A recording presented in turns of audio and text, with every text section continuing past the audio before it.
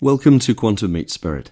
These are audio chapters from my book 8. This chapter, Connecting, explores how isolation fuels trauma and addiction, and why genuine human connection is often the key to healing. Chapter 5. Connecting. I think this is the most important element, which is connecting with other people.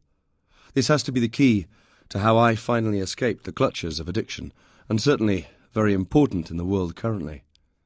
I started my original blog, quantummeetsspirit.com, as a page about leading-edge ideas around science and spirit, how it can help people with anxiety, depression, addiction, and in the extreme zones of addiction, isolation, near-death, trauma and loss, and also just help people move to more happy and successful perspectives, and therefore lives.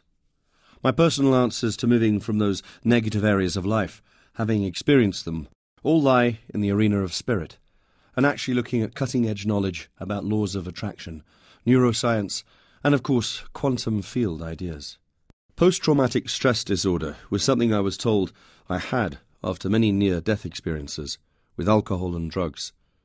The biggest problem with these horrific near-death episodes was that I found myself isolated and self-judging. And even after stopping all addictions, fitting back in created a whole new saga of isolation. A word we are all more familiar with now, since lockdowns during COVID. Fitting in. Let's look at the bigger picture of what fitting in means. I read a post on Facebook the other day. I don't need to fit in with anyone. There were lots of likes. My first instinct was then, why are you telling us? Are you trying to fit in with people that don't fit in? The obvious honour badge was there of, I don't care, leave me alone, help, I need attention, which underscores most Facebook posts these days. The badge of honour of who has had it worse. In meetings and groups for people recovering from addictions and related traumas that I experienced over years, there is often, sadly, a kind of one-upmanship. So if I said, I nearly died, someone else would say, I nearly died yesterday twice. I'm not making light of meetings or people's issues. I've done it myself, most likely to get attention. I'm also just pointing out how, when we wear a badge of hurt, sometimes we like to be the best at it. So whilst my experiences were extreme to me, may not be to you, but may be horrifying to others, the point is, it doesn't matter. If you've been through a certain type of trauma, then talk to other people who've been through the same or similar. Nothing heals more than a shared experience. That is the key, and nothing to my mind helps more. My aim here, on a broader sense, is to find solutions which may or not be relevant to you, but may be to someone else. We all like to find a solution and tread on all the others, as it works for us, so it must be right. This is simply my experience of recovery, after the trauma of long periods of addiction, depression, multiple near-death experiences, crushing feelings of isolation, feeling different after long periods of trying to self-medicate, or to fill that emotional gnawing gap with a whole spectrum of addictions. I'm not a qualified expert on post-traumatic stress disorder. It happens to people in many different scenarios. Quick trauma to sustained trauma over a long period of time. Myself having faced death, sometimes every few weeks for a great number of years, I just speak from my own experience. This particular article focuses on how to deal with stress and anxiety years after extreme addiction and depression, and deals with entrenched negative thought patterns that continue long after we've stopped using. Focusing in this case on connecting with the right people as a solution. Cognitive dissonance. When you hold two contrary beliefs. I want to stop, but I continue anyway. This applies to smokers and many people even caught in negative thought patterns. I want to be happy, but believe everything will be bad. A belief is a set of thoughts that have repeated over time. This is, to my mind, at the heart of why we become traumatized after addiction. We have spent years killing ourselves, and yet wanting desperately to stop. The stress during active addiction, and then the trauma afterwards, stems from its many forms of negative thoughts about oneself, and the angst of wasted time having been stuck in the trap of addiction. Wasted time and missed opportunities can equally apply to anyone stuck in those thought patterns, and not necessarily just people suffering from addiction. This feeling of stress or anxiety is a resonance of that traumatic period. Stress has also been described as our interpretation of what we think is happening to us. What also pulls us back to addiction for many years is guilt, shame, self-judgement, self-doubt, or simply leaves us in pain and shame for years after. Basically, again, through our thoughts and perceptions, we judge ourselves harshly.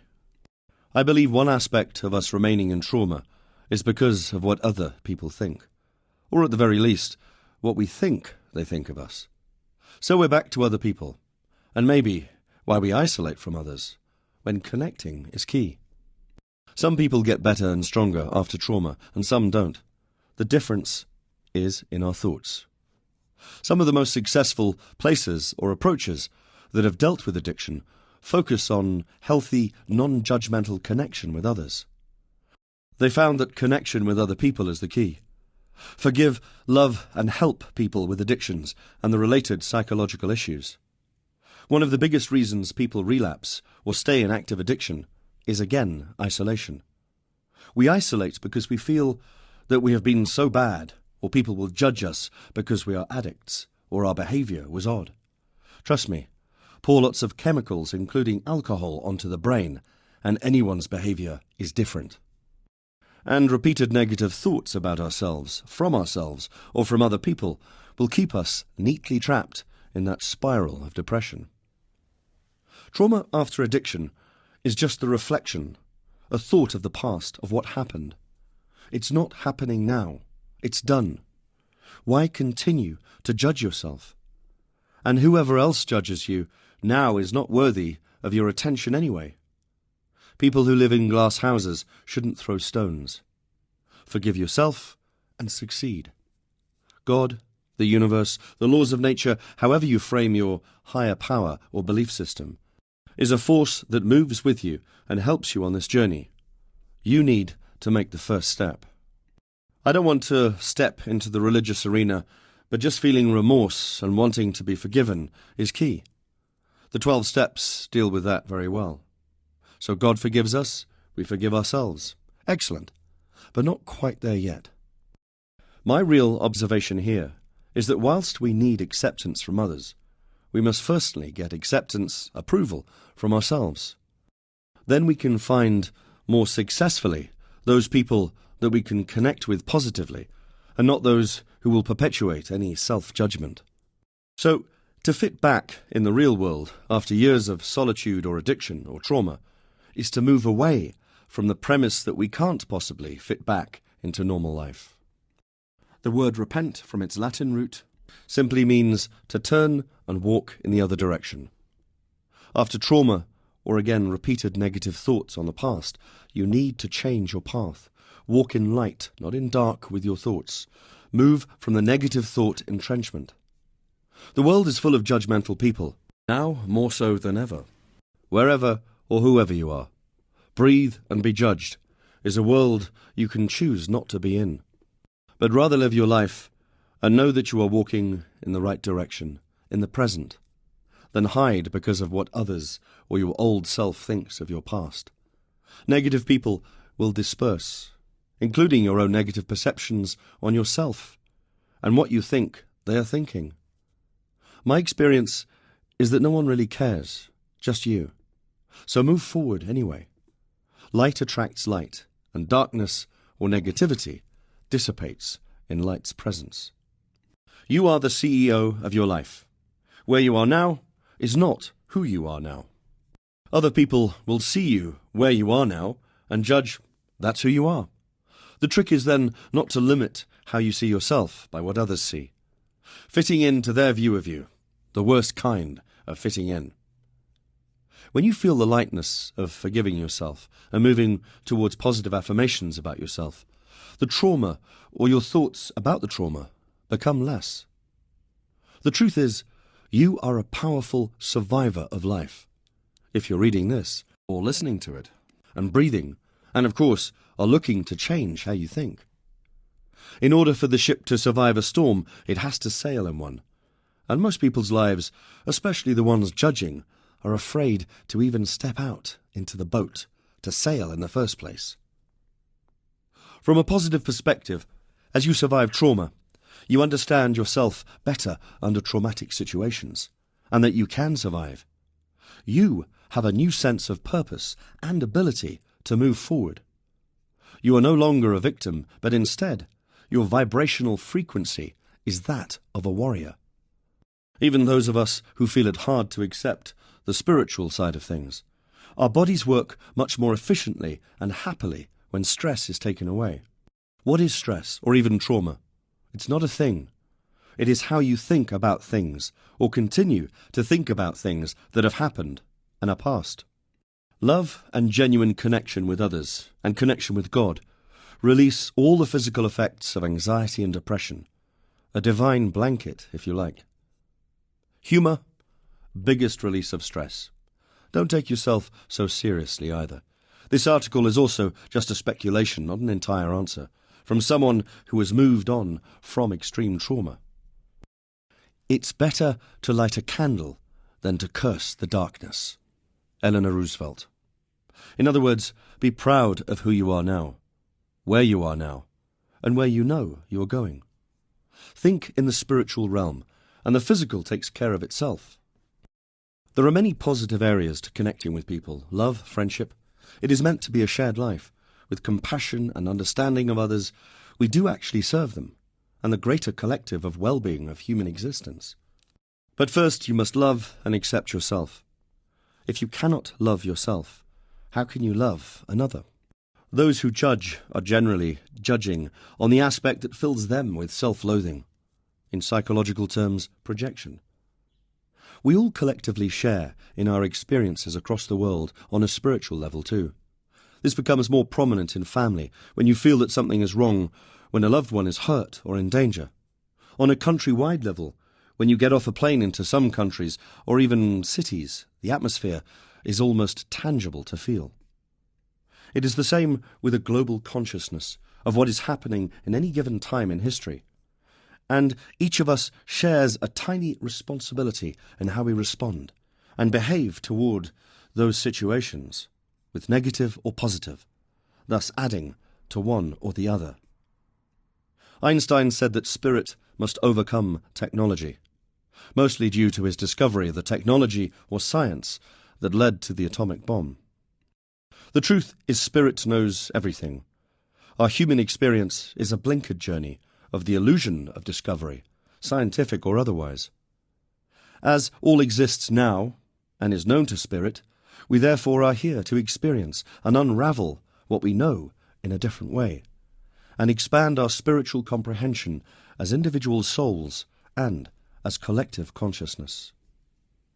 To me, it is enough to wonder at the secrets of nature that essentially hold far greater truth or knowledge to how the universe works than has been discovered even by the leading-edge quantum physicists. The two poles of human experience are love and fear, or pain and pleasure, as Tony Robbins points out. Two great motivators, both led inevitably to new choice, and therefore how we experience that unravelling of life. Personally, I believe that we change each step forward by our very thoughts. We are on a learning path ordered by our very higher self, by choosing this specific life journey before we came here. We are guided by God and have a large amount of spiritual assistance from angels. I don't believe that all is determined with predesigned exactitude, as lovers of dogmatic order like to believe. That is, to my mind, another safety blanket, which comes from blindly led empirical scientific thought and fanatical religious believers in the few principles discovered in their lifetimes or passed on from unquestioned antiquity. Of course, there is incredible order to the majestic universe and natural world, and even in our tiny journeys, but within that is the journey of a spiritual enlightenment and free will to discover, rediscover our very nature. Even with nature and the universal majesty of space, which continues to elude our comprehension, it also continues to evolve and expand, learn, and we are intrinsically part of that. A lot of ideas around connecting with other people stems from who we are, and that changes all the time. At core, we are the same soul, spirit, an even cluster of ego parts created in this life. But as we grow up from age to age, that, of course, changes or evolves. It's how it changes our perception of ourselves is key. To know that we change is important. There will be people we like or connect with. No matter how evolved you believe you are, you cannot connect with everyone, and will even drift from people you knew. They're also going through a series of ego-centered changes in their own lives. Judge not, have empathy, and yet really enjoy those who you do connect with at certain times in your life here. It may change, but enjoy those moments. We greedily cling to relationships, not taking into account another person's desire to change or develop as well. You cannot show more love than when you let someone go, as their need to move on is greater than yours to hold on to them.